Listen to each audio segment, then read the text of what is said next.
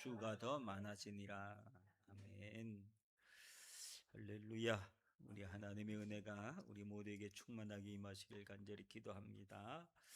오늘은 사도 그 바울, 사울 되었던 그의 모습입니다.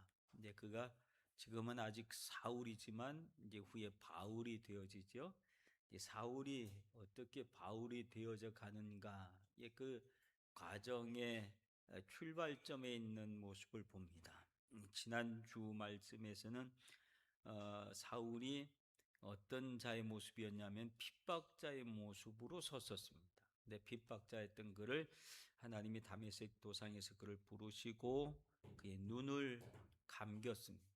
더 이상 그가 보던 것을 보지 못하게 하고 그가 알던 것을 보지 못하게 하고 이 새로운 것을 보게 하기 위해서 그의 눈을 감겨줬던 모습을 봅니다. 그랬는데 그의 눈을 누가 뜨게 해줬냐면 아나니아를 하나님이 불러주셔서 아나니아가 그에게 안수함으로 새로운 세계를 보게 하시는 그런 모습을 봅니다. 어떨 때는 우리의 눈이 감겨져야 될 때가 있습니다. 육신의 눈으로 세상을 보던 모든 것들은 다 감겨져야 되고 그리스도 안에 우리에게 새로운 피조물 되어서 바라보는 세상은 다른 세상이 되어져야 한다라고 하는 것을 봅니다.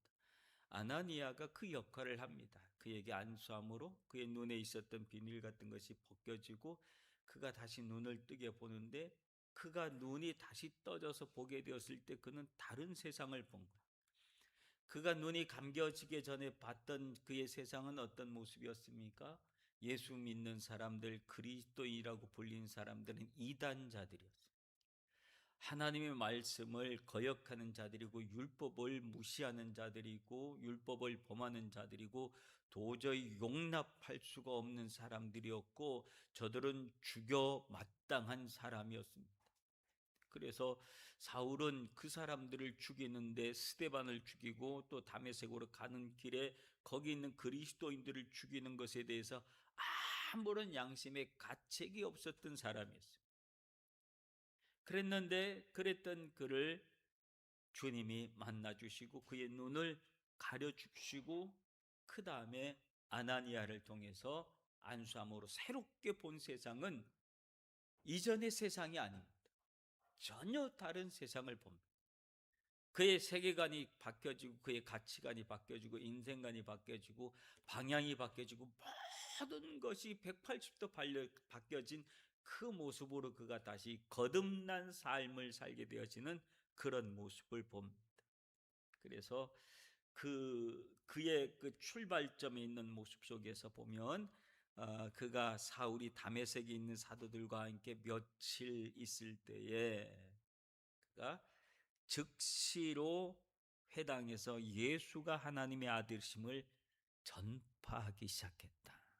사울이 첫 번째로 복음을 전하는 전도자의 삶을 살기 시작하는데 오늘 여기서 보면 성경에서 주장하는 것이 기록되어 있는 중요한 단어가 뭐냐면 즉시로라고 하는 말이에요.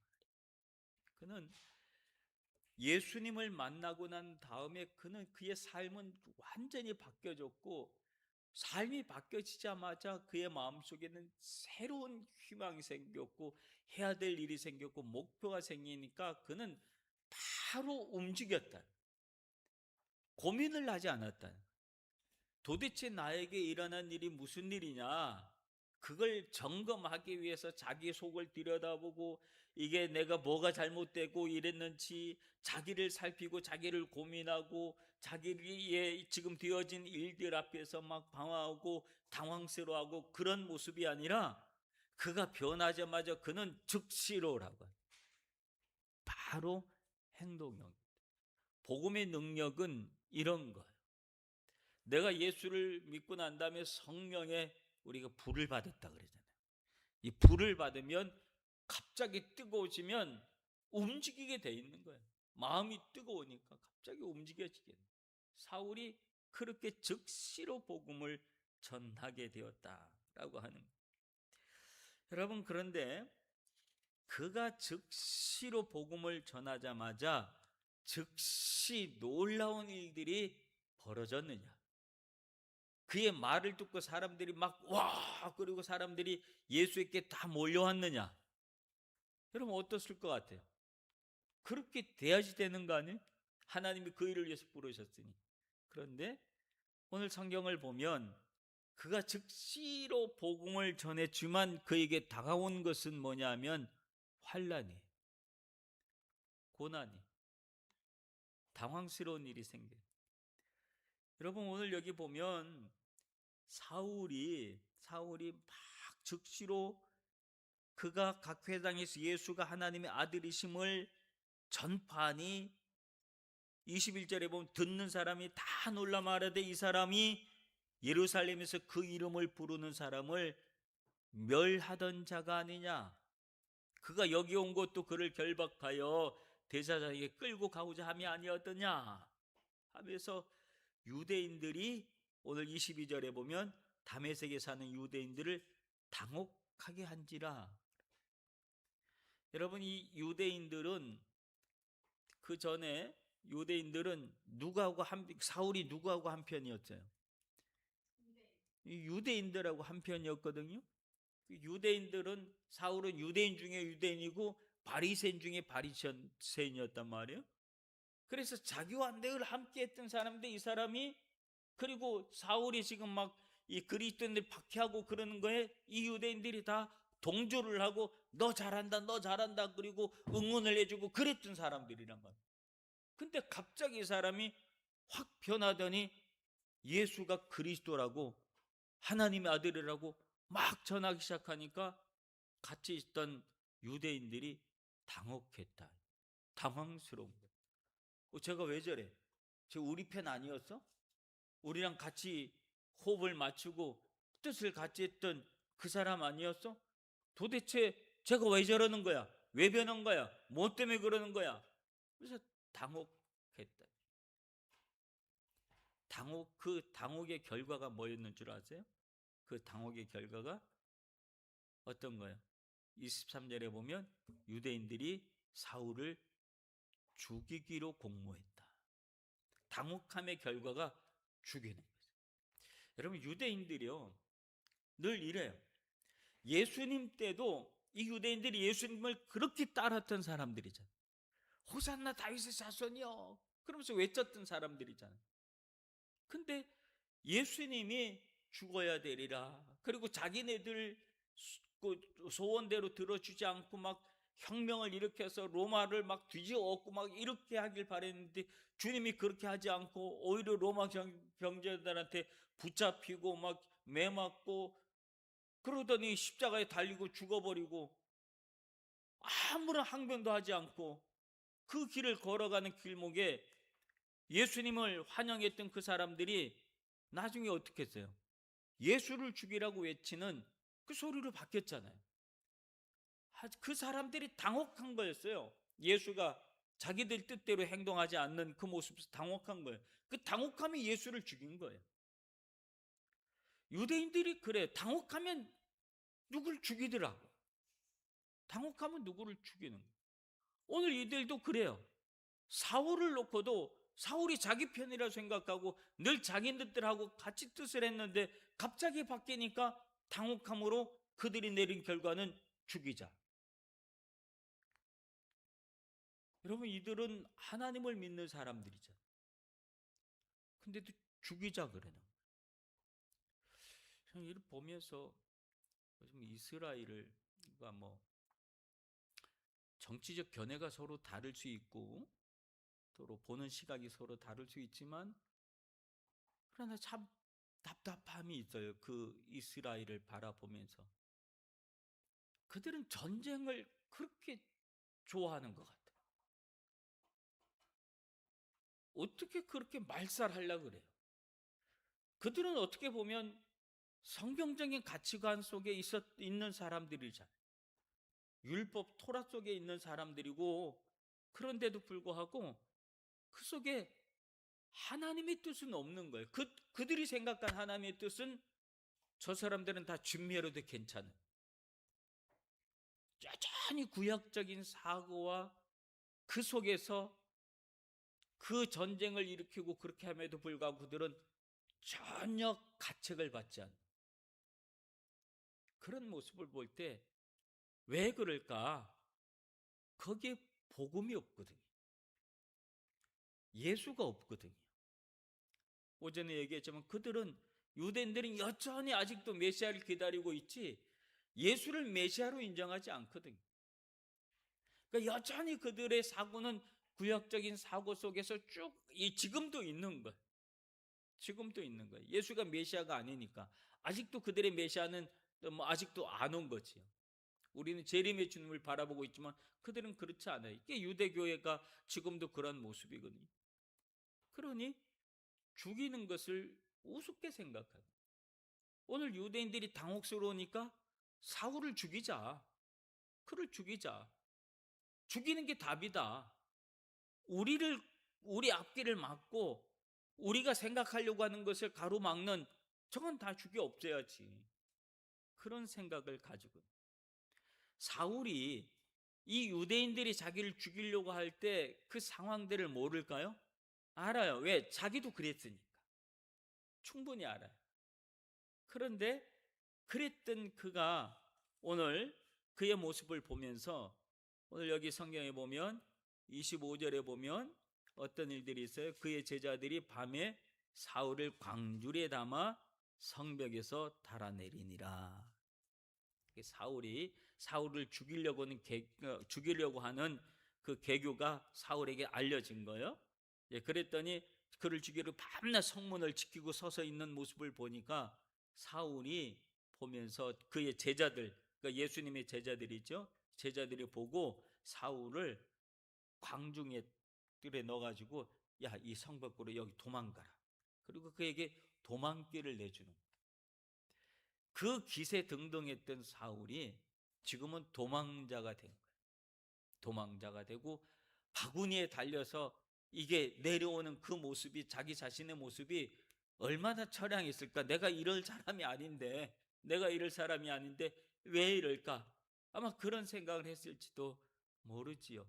인간적인 수치심을 느낄 수도 있고 아마 그랬을 수도 있을 거예요. 그런데 하나님이 오늘 그에게 허락한 환경은 그가 그리스도인으로 전도자로 거듭났지만 그는 아직도 수많은 훈련이 필요합니다. 무엇을 경험해야 되냐 하면 예수 그리스도의 고난을 경험해야지 돼.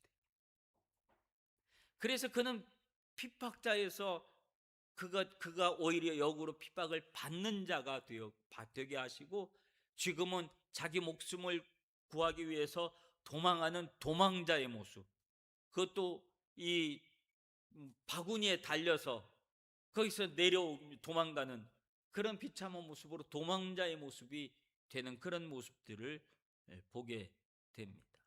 그래서 그는 하나님이 그를 철저히 낮은 자가 되게 합니다. 내가 아무것도 아니구나라고 하는 사실을 깨달아 앓게 하고 오늘 그를 하나님이 낮추시고 또 낮추시는. 그리고 난 다음에 그가 이 다메섹에서 도망해서 그가 어디로 갔냐면 이번엔 예루살렘으로 갔어요. 예루살렘에 가서 일단은 제자들을 좀 만나야 되겠다. 그렇게 하고 제자들이 찾아가서 그 제자들과 사귀고자 하나. 26절에 그러죠. 사울이 예루살렘을 가서 제자들을 사귀고자 하나. 제자들의 반응은 어땠어요? 제자들의 반응은 환영했어요. 야, 새로운 전도자가 왔다. 야, 하나님께서 예수님이 이렇게 사람을 바꿔서 전도자로 바꿔놨으니 우리가 그를 맞이하자. 환영합시다. 그랬나요? 안 그래요. 또 다른 거부감을 그가 경험하게 하는. 이번엔 제자들이 다 두려워하여 그가 제자됨을 믿지 아니하더라. 안 믿는 거야. 왜냐하면 저것 분명히 이 박해자의 모습이었기 때문에 야, 이번엔 모양을 바꿔서 거꾸로 우리 내부에 침투하기 위해서 제자인 것처럼 변한 것처럼 그의 마음을 바꿔서 왔나? 사람들은 그렇게 생각을 했다는, 그렇게 생각해서 두려워하여 그의 제자됨을 믿지 아니했더라. 거부당하는. 우리가 박해자가 변해서 전도자가 되어질 때 그를 막 아멘 하고 다 쉽게 받아들이지 않아요. 수많은 거부를 경험해야 돼. 부정을 경험해야 돼. 그 일을 통해서 자기 자신을 살피고 자기 자신이 그리스도 안에서 조금씩 변화돼 가는 거예요. 사람들이 나를 다 환영할 거라고 생각하면 안 돼요. 사람들이 다 나를 환영하고 좋아할 거야. 내가 이렇게 변했으니까 사람들이 나와 환영하겠지. 그렇지 않을 수 있어요. 여전히 사람들은 우리의 옛사람의 모습, 그 전에 봤던 그 모습대로를 판단하고 그래. 내가 아무리 그리스도인이 되었다 할지라도 그래요. 옛사람의 모습. 이 일은요, 많이 우리 주변에서도 많이 있어요. 내가 아는 분이 한 분이 있는데 이분이 교회 집사님이었어요. 집사님으로 막 하다가 오늘 은혜를 받았어. 그리고 난 다음에 그가 사명을 얻었어요. 그 중간에 무슨 극적인 어떤 무슨 일이 있었죠. 그리고는 하나님이 그를 주의 종으로 불렀어요. 그래서 목사가 됐어요. 나타났어요. 그랬더니 내가 이제 이런 일이 있었어요. 제가 목사가 됐습니다. 그리고 했더니 사람들은 여전히 저거 어디서 목사가 됐지? 그리고 옛날 집사 되었던 그 모습만 기억하고, 그리고 그를 여전히 갑자기 사라지더니 갑자기 목사가 돼서 나타났다. 옛사람의 모습만 가지고 계속 핍박을 받고 오해를 받고 가는 데마다 그 이야기를 듣는 어떤 분을 내가 알아요. 그런 분들도 있어요. 뭐 몇 번 계속 얘기했지만은 우리 안에 변화된 그리스도인들 있잖아요. 그 전에 야구자로 활동하고 그랬던 사람들이 그리스도인이 되어서 갑자기 복음 전도자가 되었을 때 사람들은 그의 변화된 모습을 신용할 수가 없는 거예요. 저거 야구자였는데 사람 때리고 그리고 등쳐먹고 위협하고 그랬던 야구자가 어떻게 갑자기 저럴 수 있냐. 그러면서 우린 난 못 믿겠다. 저의 본성을 알기 때문에 저 못 믿겠다. 그런 이야기들, 그런 오명을 계속 쓰고 살아가는 사람들도 있어요. 제가 아는 그 야구자 출신 목사님들을 좀 여러 번 아는데 그분들은 그런 오명을 늘 안고 그러면서 다니시고 그러면서 전도자의 삶을 살아가시는 분들이 있어요. 오늘 바울이 그리스도인이 되고 예수님의 제자가 되었다 해도 그를 환영해 주는 사람은 없어요. 지금 아무도 환영해 주지 않고 인정해 주지를 않아요. 그런데 하나님께서 붙여주신 사람이 있어요. 하나님이 사울을 바울로 만들기 위해서 중요한 인물 두 사람을 붙였는데 첫 번째 인물은 아나니아였고 그 다음에 두 번째 인물이 누구냐면 바나바예요. 바나바. 오늘 여기 보면 27절에 보면 바나바가 데리고 사도들에게 가서 그가 길에서 어떻게 주를 보았는지와 주께서 그에게 말씀하신 일과 다메섹에서 그가 어떻게 예수의 이름으로 담대하게 말하는지를 전하니라 하면서 이 바나바가 등장을 하면서 바나바가 사울을 인정해주고 제자들에게 소개를 해주는 소개 역할을 바나바가 해. 내가 인정한다. 내가 봤다. 내가 저 사람이 원래 너희가 알던 그 사람이었던 게 분명해. 그런데 그가 다메섹에서 예수님을 만났어. 그리고 변했어. 그가 눈을 가려져 있다가 아나니아가 와서 안수해서 그의 눈이 떠졌어. 그리고 그는 예수님을 만났으니 그의 인생이 달라졌어. 그가 예수님을 증거하기 시작하고 예수님이 하나님의 아들이라고 전도하기 시작하고 그랬던 모습을 내가 봤다. 이 사람 지금 변한 것이 일시적인 것도 아니고 감정적인 것도 아니고 사실이야. 주님이 그렇게 하셨어 라고 바나바가 제자들에게 소개를 하고 보증을 쓰고 그렇게 하는 거예요. 만약 이 바나바가 없었다면 사울은 여전히 힘겨운 사역을 해갈 수밖에 없었을 거예요. 사울이 사역을 해나갈 수 있도록 도운 결정적인 인물이 바로 이 바나바라. 여러분, 우리는 바나바와 같은 역할을 어떨 때는 해야 될 때가 있어요. 내가 봤다.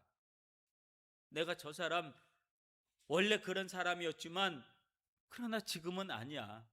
내가 봤어. 내가 보증해줘. 그러면서 소개하는 자. 그러니까 제자들은, 예수님의 제자들은 사울을 보고 사울의 말을 듣고 믿은 것이 아니라 누구의 말을 듣고 그를 받아준 거예요? 바나바의 말을 듣고. 그러니까 바나바가 얼마나 신실한 사람이었는지, 얼마나 정직한 사람이고, 얼마나 주님 앞에 신실한 제자였는지 그걸 사람들이 알기 때문에 바나바가 말하는 얘기는 진짜야, 신용할 수 있어. 그래, 바나바가 저렇게 얘기하니 우리는, 내가 사울을 보고는 못 믿겠지만 바나바의 말을 듣고는 내가 믿을 수 있겠다.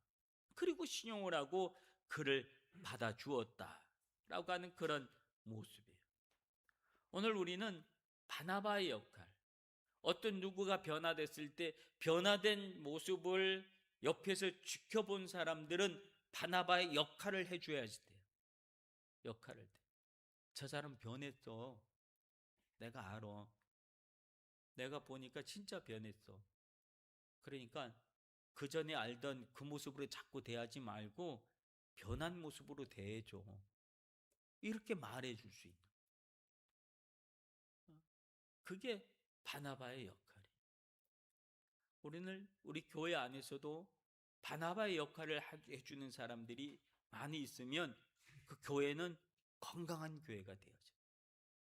바나바의 역할은 누구를 인정해주는 역할이고, 보증해주는 역할이고, 그리고 그 사람을 품어주는 역할이고 그래요.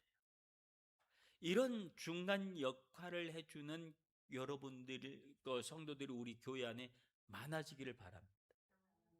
그러면 그 사람의, 내가 그 바나바 역할을 하기 위해서는 어떻게 될까요? 내가 바나바처럼 교회 안에서 뭐가 있어야 될까요? 신용이 있어야지. 내가 신용이 없으면 내가 아무리 얘기하고 소개한다 그래도 사람들은 안 믿어요. 내가 신용 없으니까. 그러니까 우선은 내가 신용이 있는 사람이 돼야 돼. 내가 성실한 그리스도인이 돼야 되고, 내가 성도들 앞에 믿음이 가는 사람이어야 돼. 신용이 있는 사람이어야 돼. 그래야 내가 하는 말을 사람들이 믿어주고 받아주지. 그러지 않으면 야, 니나 그나 똑같은데 네가 하는 말을 어떻게 믿냐, 이렇게 되면 안 되는 거잖아요.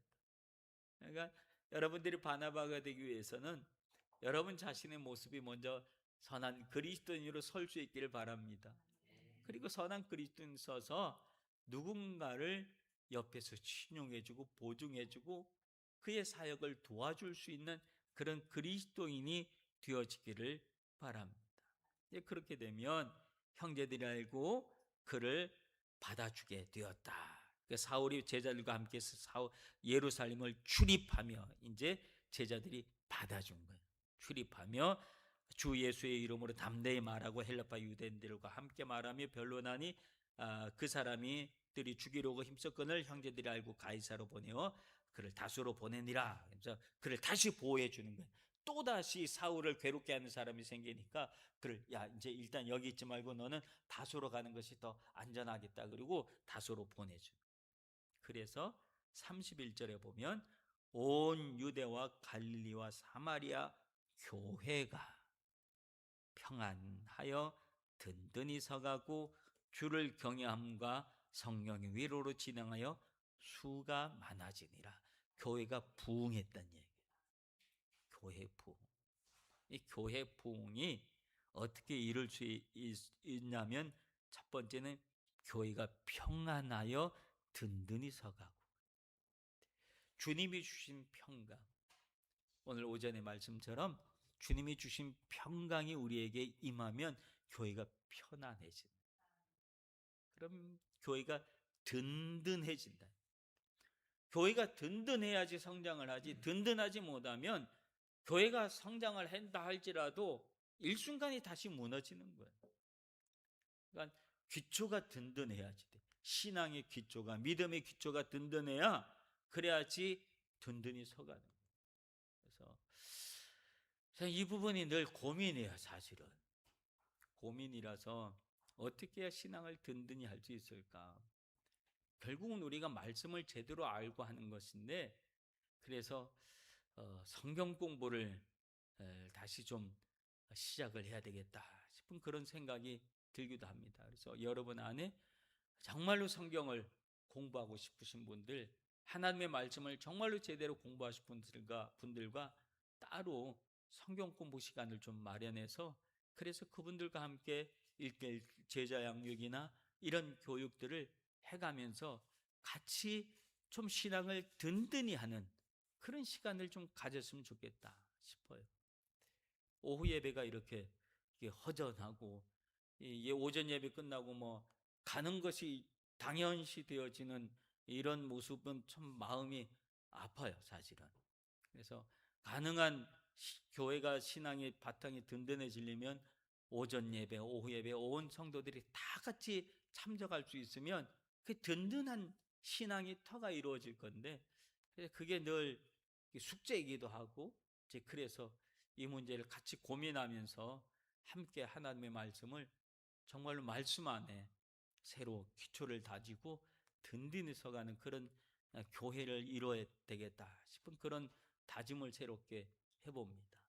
그래서 여러분들이 아무리 내가 이렇게 해도 아무도 관심 갖지 않으면 나 혼자 그러다가 또 포기하고 마는 거예요.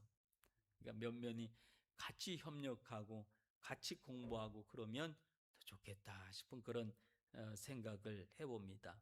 함께 조금 마음을 나눌 수 있는 분들이 있었으면 좋겠다 싶습니다.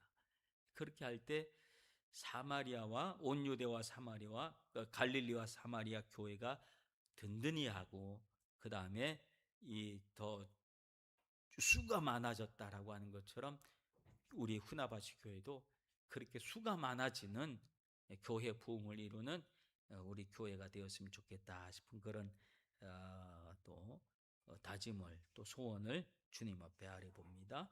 오늘 이 한 시간의 말씀